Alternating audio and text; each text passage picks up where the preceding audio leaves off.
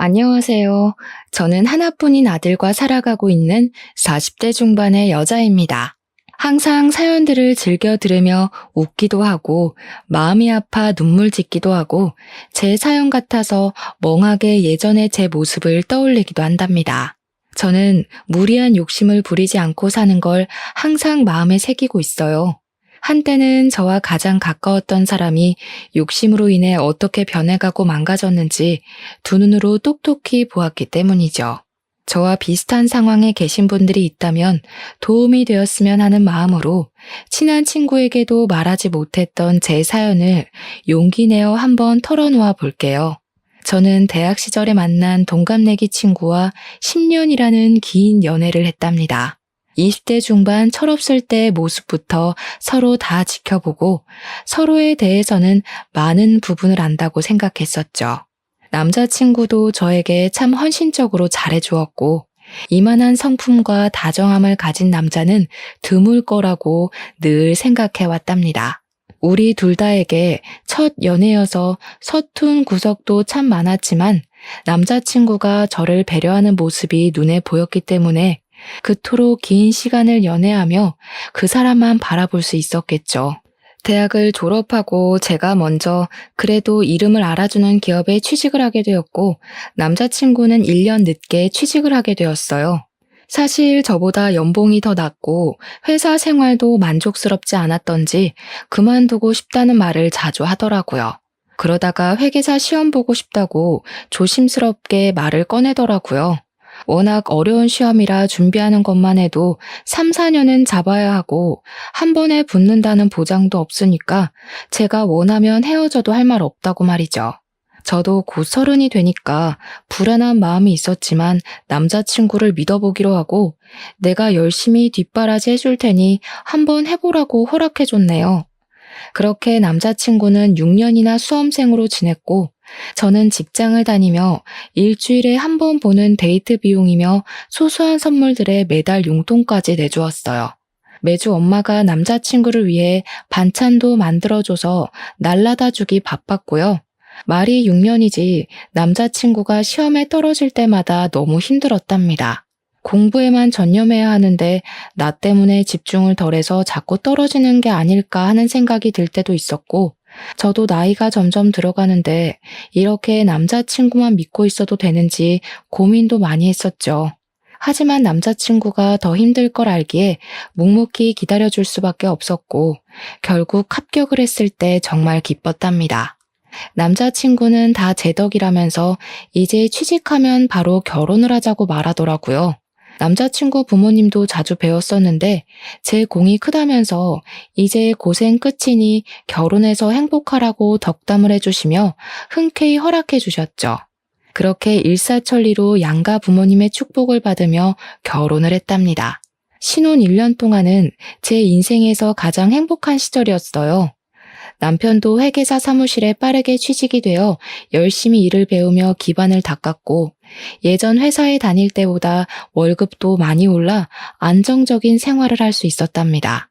남편은 일이 많은지 야근을 하는 날이 늘어났고 저도 출근하느라 힘들었지만 남편을 위해 아침도 꼭 따뜻한 밥과 국을 새로 해서 차려주려고 노력했죠. 남편의 건강을 위해서 저녁에도 퇴근하자마자 장 보고 요리해서 무조건 고기가 들어간 팔첩 반상은 늘 준비했어요. 저는 30대 중반의 나이여서 임신이 어려울까봐 걱정을 했었는데 정말 감사하게도 금방 아이를 갖게 되었네요. 시부모님은 제가 복덩이라면서 저를 많이 예뻐해 주셨죠. 몸이 점점 무거워져 오고 남편이 그동안 고생했으니 이제부터 일을 그만두고 편하게 지내라고 말을 해주더라고요. 그렇게 저는 전업주부로 지내게 되었고 태교도 열심히 하면서 행복한 날들만 계속될 줄 알았답니다. 남편이 밤늦게 오는 날이 더욱 잦아지면서 저는 하루 종일 혼자 집에만 있으니 점점 외로워지더라고요. 호르몬 때문인지 감정도 들쑥날쑥한데 집에 돌아온 남편이 반가워서 옆에서 몇 마디 하면 피곤하다고 막 짜증을 내고 자버리는 날이 많아졌죠. 남편이 새로운 회사에 적응하기도 힘들고 일도 힘드니 그럴 수 있겠다고 머리로는 이해를 하지만 너무 서러워서 혼자 화장실에 들어가 몰래 울곤 했답니다. 제가 이해하려고 해도 정도는 점점 심해져서 새벽에 들어오는 날도 생기기 시작했죠. 일을 새벽까지 하는 게 말이 돼? 진짜 사무실에 있다가 오는 거 맞아? 딴 데 있다 오는 거 아니야? 딴 데 어디? 네가 봤어? 너 말 이상하게 한다. 상사한테 깨지고 일하느라 피곤해 죽겠는데 마누라가 돼서 위로는 못할 망정 의심하냐? 솔직히 새벽 4시까지 일하다 왔다는 게 이상하잖아. 그리고 요즘 나한테 너무 소홀한 거 알아? 맨날 짜증만 내고 뱃속의 아기한테 인사나 제대로 해준 적 있니? 야, 애가 나온 것도 아닌데 네 배때기에 대고 중얼중얼 하라는 거야? 그건 또 어디 드라마에 나오디? 피곤해 죽겠는데 집에서 할 일 없이 노니까 별 쓸데없는 얘기를 하고 있어. 나 자게 나가. 저에게 이렇게 소리를 지르며 막말을 하는 게 정말 내가 연애 시절부터 만났던 그 남자가 맞나 싶더라고요. 싸울 때도 큰 소리를 낸 적이 한 번도 없었거든요. 너무 충격을 받아서 그 이후로 저도 남편에게 더 이상 말을 걸지 않았답니다. 그랬더니 저를 달래주기는커녕 투명인간 취급을 하면서 거의 밤늦게 오거나 새벽에 오는 일이 잦아졌죠. 어느 날 천천히 걸어서 집 앞에 마트를 다녀오는데 갑자기 밑이 빠질 것 같이 느껴지며 참기 힘든 통증이 밀려오더라고요. 걸을 수도 없어서 그대로 길바닥에 주저앉았답니다.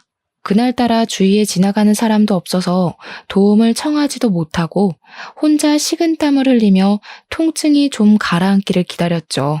친정은 차로 1시간 걸리는 먼 거리에 있었고 시댁은 신혼집과 가까워서 시모가 자주 집에 오곤 했거든요. 저는 얼른 시모에게 전화를 걸었고 바로 달려온 시모와 산부인과로 갈 수 있었답니다. 병원에선 경부의 길이가 너무 짧아졌다며 수술을 바로 하는 게 좋겠다고 하더라고요. 그렇게 저는 수술을 하고 입원을 하게 되었죠. 아기를 위해선 계속 누워 있어야 한다고 하더라고요. 저는 병실에서 힘없이 축 늘어져 있었는데 갑자기 옆에 있던 시모가 짜증을 확 내더라고요. 넌 집에만 있는 애가 왜 경부 길이가 짧아지니? 줄넘기라도 했어? 하마터면 아기가 큰일 날 뻔했잖아. 그렇게 조심성이 없니? 제가 얼마나 조심히 지내는지 어머니가 자주 와보셔서 잘 아시잖아요. 왜 그렇게 서운하게 말씀을 하세요? 얘가 뭘 잘했다고 말대답이야? 우리 손주 잘못됐으면 어쩔 뻔했어. 우리 아들은 매일 힘들게 일하는데 넌 집에서 가만히 있으면서 애 하나 간수하는 게 그렇게 어렵니? 아기는 저 혼자 지키나요? 애 아빠가 얼마나 무심한지 아기 잘 있냐고 연락 한 번을 안 해요. 요즘 매일 새벽에 들어와서 얼굴도 못 보고 살아요. 보세요. 지금도 어머니가 저 병원에 있다고 전화했는데도 연락 한 통 없잖아요. 내 앞에서도 이렇게 남편 흉을 보는데 지 부모 앞에선 어쩔까 몰라. 너 그렇게 안 봤는데 아주 앙칼지다. 남편이 일하느라 연락 못하는 건 당연한 거고 늦게 들어오면 힘들겠다고 걱정을 해줘야지. 너는 끝까지 네 생각뿐이야? 더 이상 대화를 해봤자 속만 더 상할 것 같아서 저는 눈을 감아버렸어요. 시모는 씩씩대더니 문을 쾅 닫고 가버리더라고요. 저는 서러움이 몰려와서 감은 눈에서 쉴 새 없이 눈물이 흘러내렸답니다. 남편은 제가 이틀 동안 입원해 있는데도 찾아오기는커녕 연락도 하지 않았어요. 저는 친정아버지의 부축을 받아 집으로 돌아왔고 엄마가 옆에서 보살펴 주시고 밥도 차려주셔서 기운을 좀 회복할 수 있었답니다. 친정 부모님은 남편의 태도에 화가 나셔서 한마디 하실 요량으로 밤늦게까지 기다리시다가 결국 집으로 돌아가셨어요. 남편은 또 새벽 늦게 술에 취해서 들어왔더라고요. 저는 침대에 누워 있어야 했기 때문에 며칠째 씻지도 못하고 누워 있었는데 남편은 방에도 들어오지도 않더라고요. 저는 결국 방으로 오라고 소리를 질러댔고 남편이 짜증이 가득한 얼굴로 들어오더라고요. 네가 인간이야? 내가 수술받고 입원해 있는데 괜찮냐는 연락 한 통 없을 수가 있어? 그리곤 또 새벽에 들어와. 이게 간땡이가 부었나? 어디 남편한테 막말을 해. 이래서 너처럼 수준 안 맞는 애랑 살 수가 없어. 너는 참 팔자 좋다. 남편이 회계사라 돈도 잘 벌어다 줘. 일도 안 하고 집에서 쳐놀고. 뭐? 쳐놀아? 내가 너 6년을 먹여 살렸는데 나는 1년도 집에서 못 노니? 거기다 네 애까지 임신했는데 너 툭하면 그 얘기하는데 내가 회계사 된 게 진짜 네 덕인 줄 알아? 내가 공부해서 내가 시험 붙은 거야. 네가 시험 대신 봐줬냐? 자꾸 네가 뒷바라지 했다고 발목을 잡아대니까 내가 정이 더 떨어지는 거야. 말 다 했어? 너 진짜 나랑 10년 연애했던 남자랑 같은 놈 맞니? 왜 이렇게 변했어? 아님 이게 네 본 모습이야? 아 시끄러워. 너랑 말싸움하기도 지겨워. 너 집에서 논다고 머리도 안 감냐? 돼지처럼 살이나 찌고 떡지고 냄새나고 진짜 역겨워. 에이. 남편이 코를 막는 신용으로 하면서 방문을 쾅 닫고 나가버리는데 진짜 기가 막히더라고요. 당장이라도 따라 나가서 멱살을 잡고 싶었지만 흥분하면 아기가 위험해질 수 있으니 저는 안간힘을 다해 마음을 진정시키려고 애썼답니다.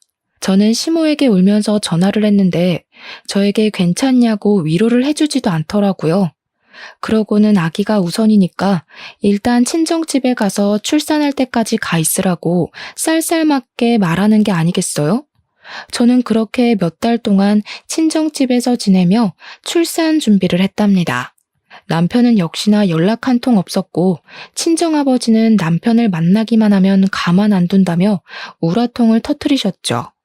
그렇게 저는 출산을 하게 되었답니다. 남편 없이 15시간 진통을 한 끝에 우리 아들을 만날 수 있었죠.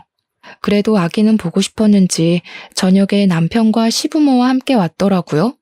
친정아버지는 남편을 보자마자 멱살을 잡고 네가 이러고도 남편이냐며 호통을 치셨어요. 시부가 중간에서 말리며 겨우 일단락이 되었는데 기가 막히게도 남편은 죄송하다는 말은 절대 하지 않더라고요.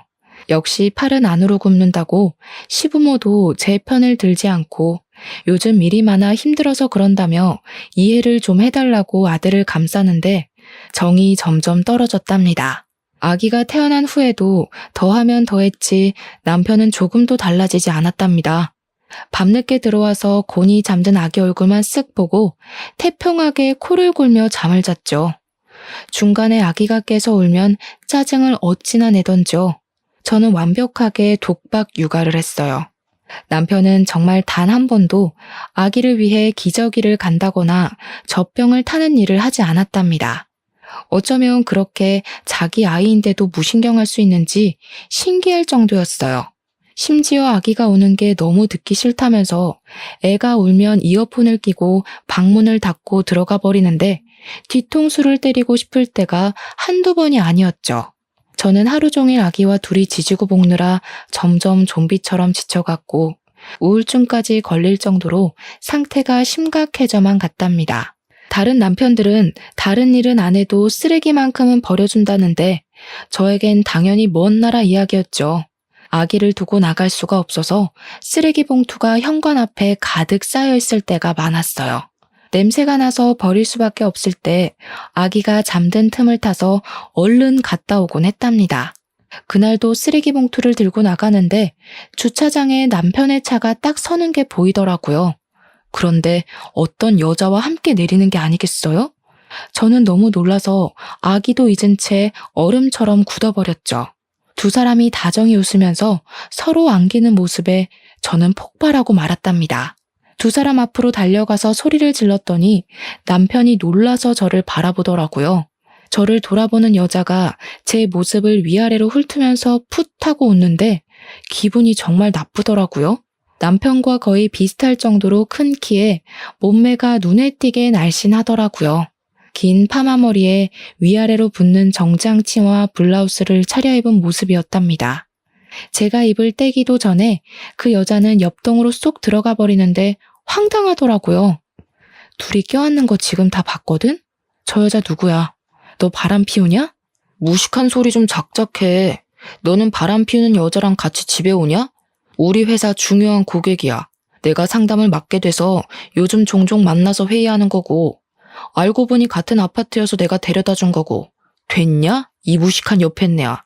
너 진짜 말투 그따위로 할래? 너는 고객이랑 껴안니? 누굴 바보로 알아? 호구로 알아? 너 호구 아니었어? 하긴 너같이 해외 한번 못 나가본 애들이 어떻게 이해하겠냐.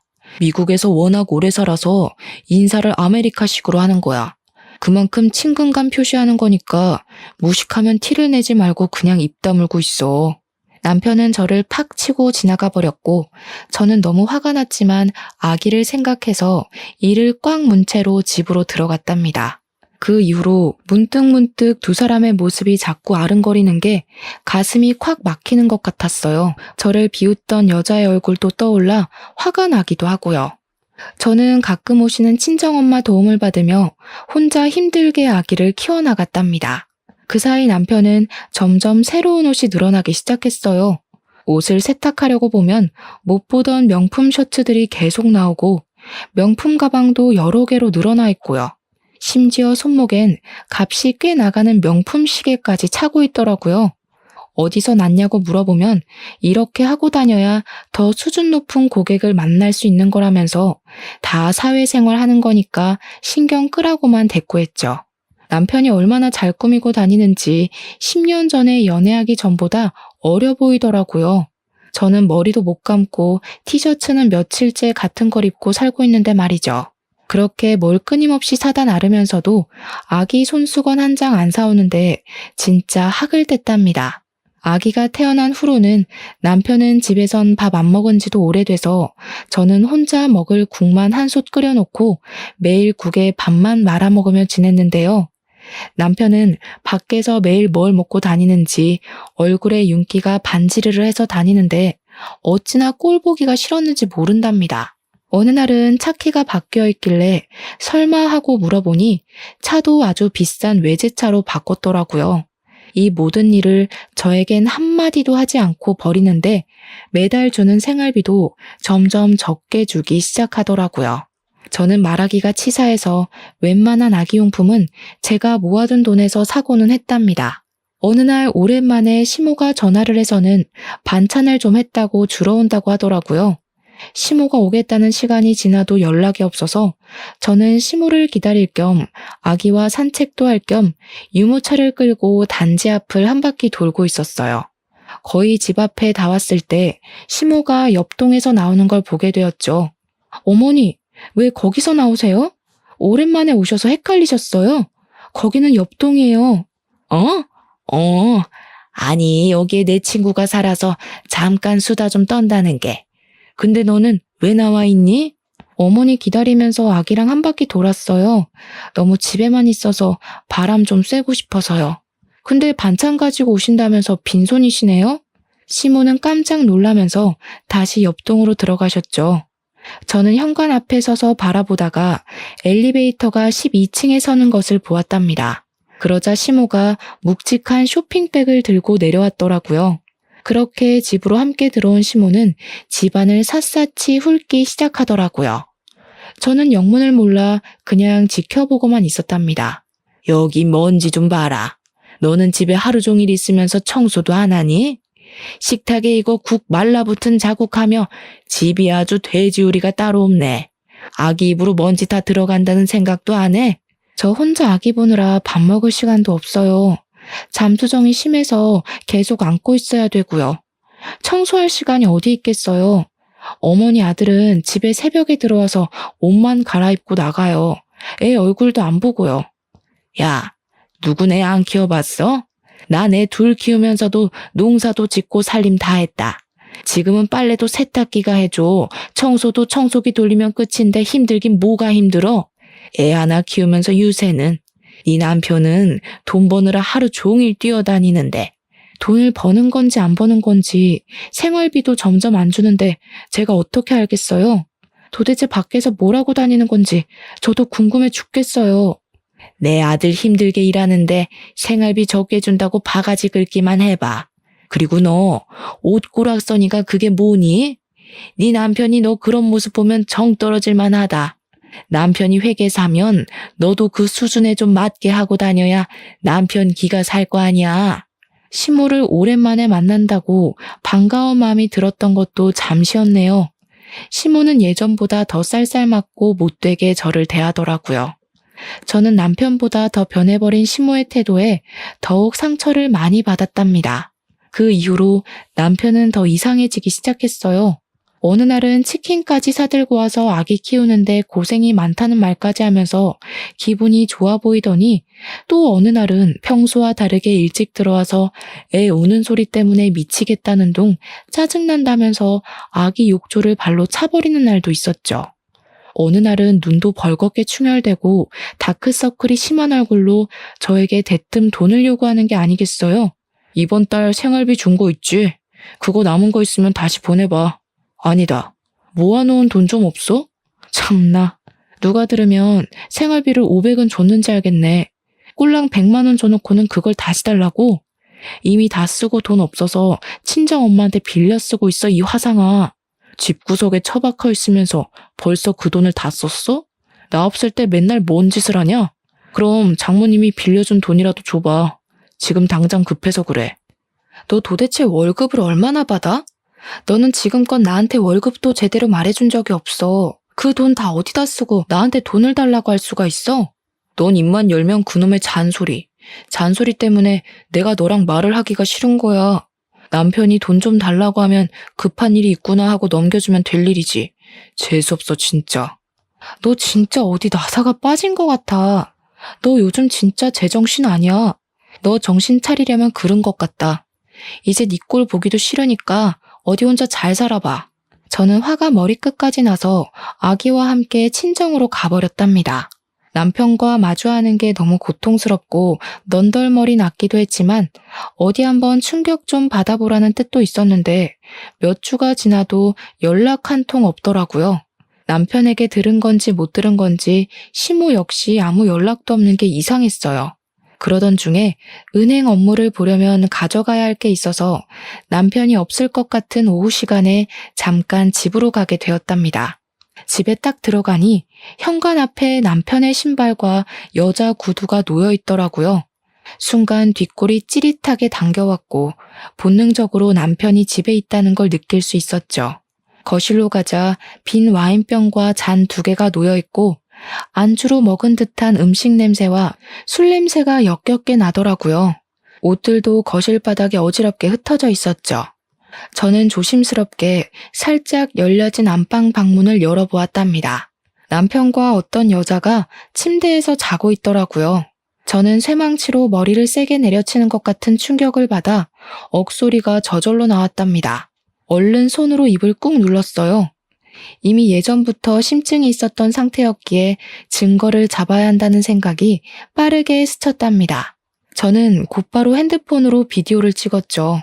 이젠 어떻게 행동해야 할지 정신을 가다듬으려고 노력하는데 마침 옷방에 걸쳐놓은 남편 양복에서 삐져나와 있는 핸드폰을 발견했습니다.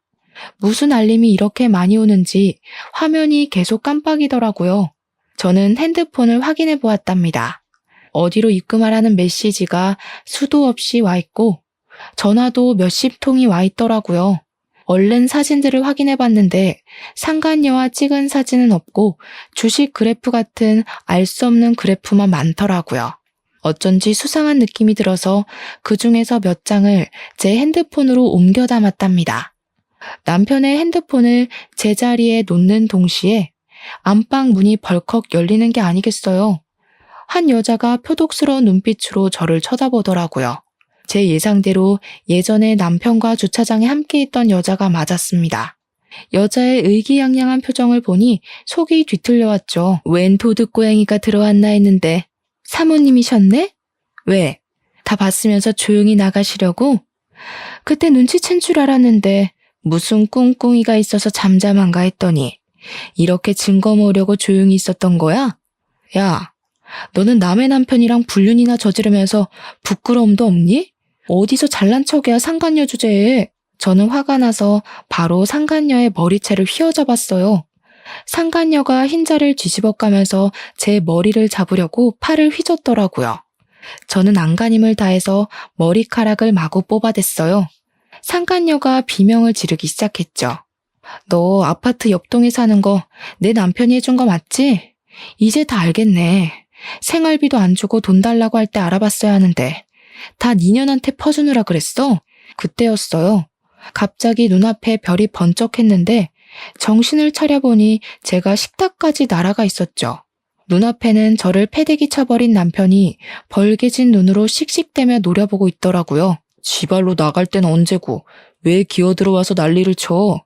감히 누구 머리채를 잡아? 니까짓 게. 야, 당장 나가. 너랑은 끝이야. 이혼 서류 보낼 테니까 도장 찍어 보내.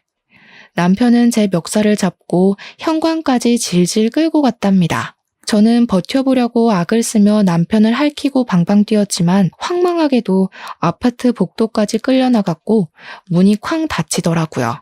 문이 닫히는 순간에 저를 비웃던 그 상간녀의 얼굴을 지금까지도 잊을 수가 없네요.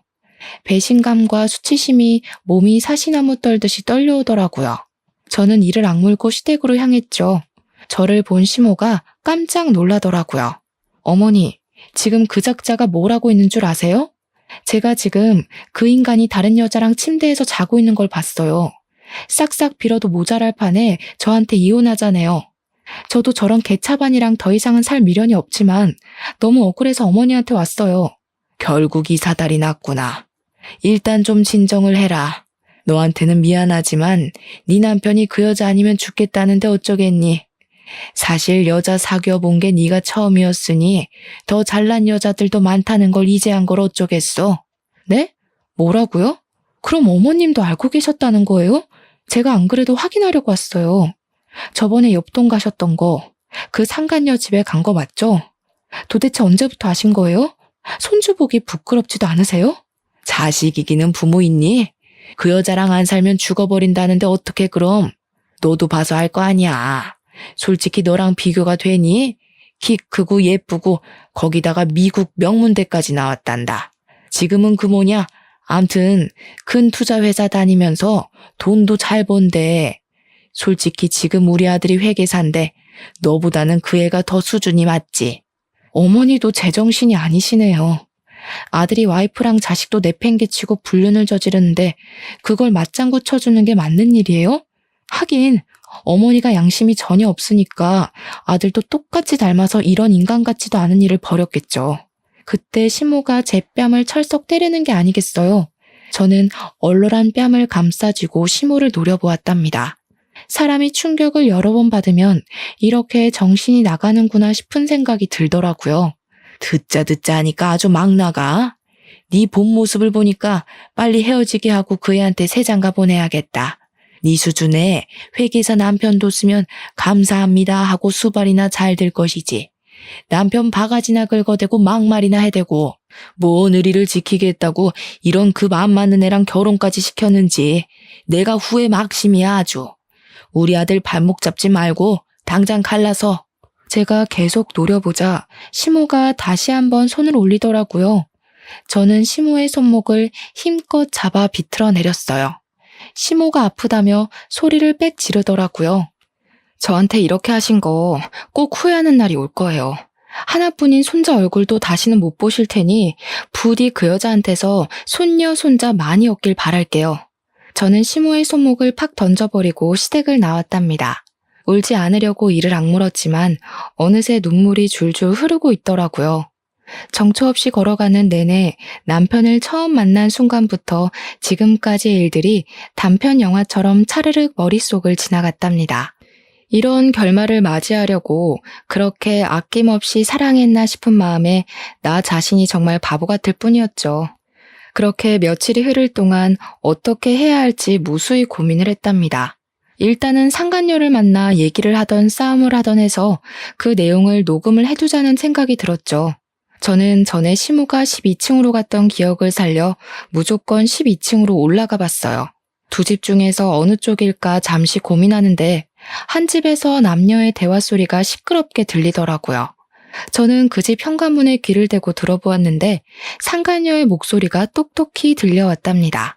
이제 거의 다 턴 것 같지? 더는 돈 나올 구멍이 없는 것 같은데 보증 몇 개만 더 할까? 정확하게 무슨 내용인지는 알 수 없었지만 여자의 육감은 무섭다고 촉이 대충 오더라고요. 저는 조용히 친정집으로 돌아와서 그 여자 신상에 대해서 알아보기 시작했답니다. 남편이 자기 회사 고객이라고 했던 말이 떠올라서 남편이 일하는 회계 사무실로 전화를 걸어 슬쩍 물어봤죠. 남편 이름을 대고 와이프라고 하자 전화를 받은 직원 목소리가 바로 쌀쌀맞아지더라고요. 남편이 담당하는 고객은 딱 한 명뿐이라고 하길래 제가 대충 상간녀의 인상착의를 말하며 아는 척을 하자 별 의심 없이 여자의 이름과 투자회사 이름을 알려줬답니다. 인터넷 검색을 해보니 투자회사 이름으로 된 사이트가 나오긴 하더라고요. 사이트를 보는데 주식 그래프 같은 게 있고 거기에 있는 로고가 낯이 익었답니다. 혹시나 하고 남편의 핸드폰에서 옮겨온 사진을 보니 같은 로고였고 그 로고 이름으로 투자 앱이 있는 걸 알게 되었죠. 무슨 앱인지 정보를 찾아보니 놀랍게도 사설 도박 사이트였어요. 주식 투자를 가장했지만 사실은 도박이었고 남편은 여기에 빠져 있는 걸로 보였죠. 불륜에 이어 도박까지 하다니 남편을 떠나 아이 아빠의 자격이 전혀 없는 사람이고 이런 아빠는 없는 편이 나은 것은 확실했죠. 순간 친가 쪽 사촌 오빠가 경찰이었기 때문에 가족들에게 문제가 생기면 종종 도움을 받았던 게 기억이 나더라고요. 저는 오빠에게 전화를 걸어서 투자 회사 이름을 비롯해서 도박 앱, 상간녀 이름 등의 정보를 알려주고 수사를 해보면 좋을 것 같다고 말을 해두었답니다. 남편은 메일을 전화해서 이혼을 요구하더라고요. 저는 합의해주는 대신 살고 있는 아파트를 내 명의로 바꾸고 아기 양육비를 매달 줄지 안 줄지 불안하니까 일시불로 달라고 못 박았죠. 상간녀와 얼마나 살고 싶으면 바로 좋다고 하더라고요. 시부모도 얼마나 이혼하기를 바랬던지 시부모 집을 담보로 대출을 받아서 제가 말한 양육비를 일시불로 입금했답니다. 저는 그렇게 남편과 합의 이혼 서류를 제출하고 3개월의 숙려 기간을 기다려야 했는데요. 드디어 이혼 확정이 되었다고 연락이 왔고 마지막으로 남편을 법원에서 만나게 되었답니다. 오랜만에 만난 남편은 얼굴은 여전히 피곤해 절고 눈은 벌겋더라고요. 드디어 이혼해서 기분 좋겠네? 아직도 상간녀랑은 잘 지내고? 이제 남남인데 신경 끄셔. 아무튼 좋았던 때도 있었는데 유감이고 우리 수준이 너무 달라져서 더는 같이 갈 수 없는 거니까 이해해라. 아기 잘 키우고. 개소리 그만 짓거리고 네 아기 아니니까 너나 신경 꺼. 잠깐 중요한 메시지가 왔네. 어머, 넌 아직 소식 못 들었어? 네 애인 경찰한테 잡혀갔다는데? 전 남편은 영문을 모르는 눈으로 저를 바라보더라고요. 그 꼴을 보니 웃음이 저절로 나서 그 앞에서 깔깔 웃어버렸네요. 전 남편은 저를 미친 사람 보듯 하다가 계속 상간녀에게 전화를 걸더라고요. 경찰서에 있다니까 전화를 받겠니? 너처럼 무식한 게 회계사라고 꼴값 할 때부터 알아봤지. 네 사무실에서 너 꼴통으로 유명하다며? 이런 걸 남편이라고 산 내가 불쌍하다. 그 여자 걱정하지 말고 그 여자한테 맡긴 네 돈이나 걱정해. 그 여자가 돈 불려준다고 돈 가져갔지? 그걸 네가 어떻게 알아? 내 돈 걱정하라니 그게 무슨 말이야. 네가 한다는 그 투자 앱이 도박 사이트랑 똑같다는 거 눈치도 못 챘냐? 그게 진짜 투자면 넌 왜 밤새 가면서 홀짝 도박을 하고 있는데? 그 여자가 도박업체 운영하는 대단하신 분이란다. 너처럼 갓 전문직 돼서 정신 못 차리는 바보들한테 상담한다고 접근해서 투자 권유하는 척하면서 도박판으로 끌어들이는 거란다. 너 개털 됐어. 어떡하니? 이 거지 같은 게 무슨 말도 안 되는 소리를 하고 있어. 그런 말도 안 되는 얘기 짓거리면서 그렇게 나를 붙잡고 싶냐? 내가 투자한 돈이 자그마치 5억이야. 어제만 해도 내가 10억으로 불어난 걸 확인했는데 재수없게 그딴 소리를 해? 전 남편은 얼굴이 백지장처럼 하얘져서 저한테 바락바락 악을 쓰더라고요. 저는 전 남편을 비웃으며 차근차근 말을 이어나갔죠. 그 10억이 은행에 들어있는 거 아니잖아. 네 애인 투자 회사에서 보여주는 잔고잖아. 그 정도 조작은 나도 하겠다. 아 맞다. 네가 내준 아파트 보증금도 이미 다 털어먹었단다. 남편은 손을 부들부들 떨면서 털썩 주저앉아 버리더라고요. 아, 그리고 회사에서 연락 안 왔어? 너 계약 해지됐을 텐데. 여러모로 잘 해결해봐. 저는 입을 벌리고 멍하게 앉아있는 남편을 미련 없이 등지고 돌아섰답니다. 상간녀가 남편이 이혼을 한다는 걸 알고 그 전에 아파트 보증금까지 정리해서 아파트를 나가려고 할 때 경찰이 급습해서 체포를 하게 된 것이었는데요. 제가 상간녀의 거주지를 이미 경찰에게 알려줬기 때문에 쉽게 잡을 수 있었던 거였죠. 거기다 이미 3개월 전부터 제가 준 정보를 바탕으로 수사를 시작했기에 그 도박 사이트에서 피해를 입은 수많은 피해자들을 찾을 수 있었고 증거도 넘쳐났다고 하더라고요. 경찰인 사촌오빠 말로는 상간녀가 이미 사기 혐의로 전과가 있는 데다가 이번엔 규모가 큰 도박과 사기 혐의로 체포된 거라 형량이 높을 거라고 기띔해 주었답니다. 사실 저는 이혼 확정 받을 날만을 기다리고 있었거든요. 법원에 가는 날이 정해지자 그 전날에 전 남편의 회사 대표에서 전 남편이 고객과 사적으로 관계를 맺고 도박까지 했다는 증거들을 메일로 보냈답니다. 처음에 고용계약서를 작성할 때 도박을 비롯한 위법 행위를 할 경우에는 계약 해지된다는 내용이 있다는 걸 알고 있었거든요. 제 생각대로 며칠 후에 남편이 회사에서 잘렸다는 소식을 들을 수 있었답니다. 저는 아기와 친정집에서 친정 부모님과 함께 지내면서 점차 안정을 찾아갔죠. 정신없이 육아를 하느라 어느새 1년이 훌쩍 지나가 버렸는데요. 어느 날 저녁에 일을 보고 친정집 아파트로 돌아오는데 현관 앞에서 쪼그리고 있는 사람 모습이 보이더라고요. 술에 취한 사람인 것 같아 슬쩍 피해서 집에 들어가려는데 얼굴을 보니 전 남편인 거예요. 1년 사이에 완전히 다른 사람이 되어 있었는데 옷도 안 빨아입었는지 더럽고 행색이 초라하더라고요. 술을 먹었는지 야윈 얼굴이 보기 싫게 벌개져 있었답니다. 그동안 잘 지냈지? 내가 우리 아기 볼 면목이 없어서 맨날 이 앞에서만 기웃거리다가 오늘 용기 내서 찾아왔다. 우리 아들 얼굴 한 번만 보면 안 될까? 누가 네 아들이야? 이혼할 때는 친권도 옳다구나 하고 냅다 버린 게 누군데 여기가 어디라고 술을 처먹고 와? 너 내가 아직도 우습니? 전 남편은 갑자기 무릎을 꿇더니 제 다리를 잡고 늘어지는 게 아니겠어요? 저는 다리를 팍 쳐냈지만 끈질기게 바지를 잡고 늘어졌답니다. 이거 안 놔? 당장 꺼져. 또 한 번 찾아오면 경찰 신고로 안 끝날 줄 알아. 이거 놓으라고. 내가 그년한테 홀려서 미쳤었나 봐. 나 돈도 다 잃고 업계 소문 다 나서 취직도 안 돼. 우리 부모님도 나 때문에 사고 당하셔서 병원비 되느라 아파트도 날렸어. 나 살려줄 사람은 너밖에 없어. 나 한 번만 용서해주라. 우리 다시 합쳐서 아기랑 행복하게 살자. 우리 아들 아빠 없는 애로 키울 셈이야. 들어보니 전 남편은 상간녀가 사기를 쳤고 결국 감옥에 갔다는 걸 믿을 수가 없어서 사방팔방으로 알아봤다고 해요.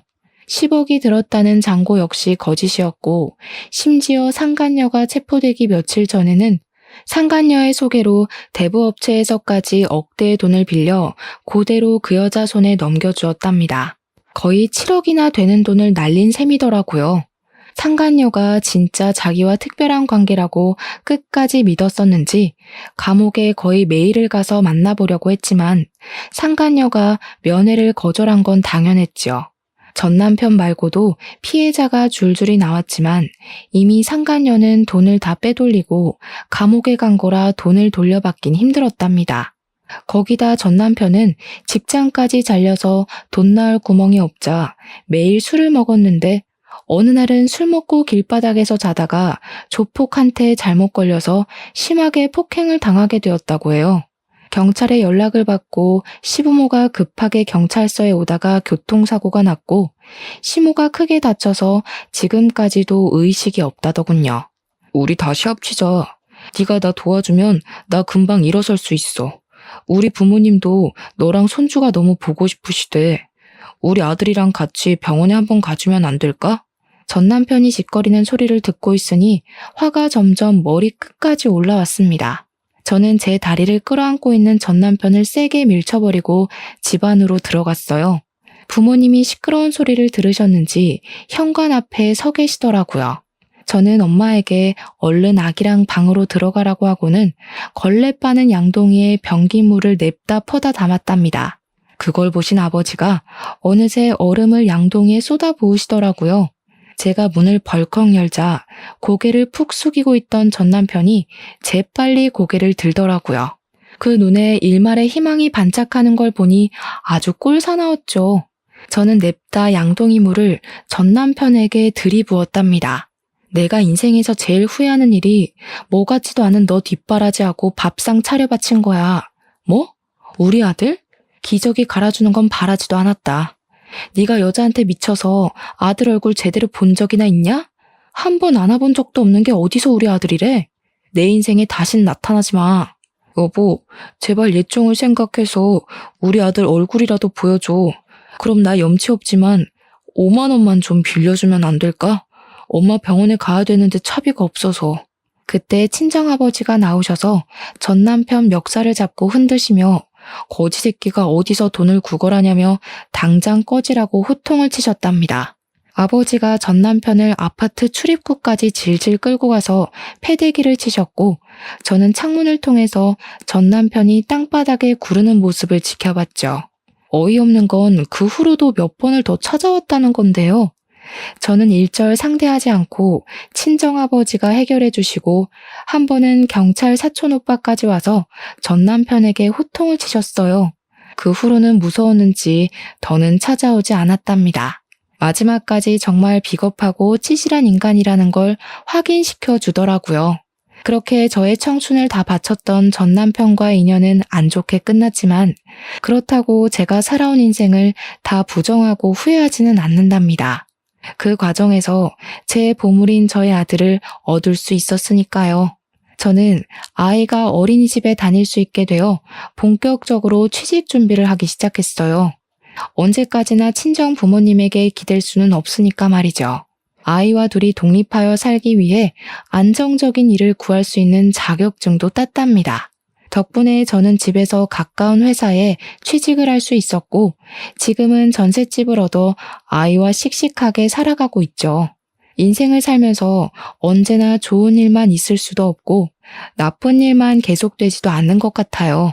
그저 매일 주어진 하루에 감사하며 충실하게 살아가려고 한답니다. 일을 힘들게 하고 돌아와서도 아이와 장난치고 꼭 안고 잠들면 모든 근심이 사라지는 것 같아요. 사연을 들으시는 분들 중에서 지금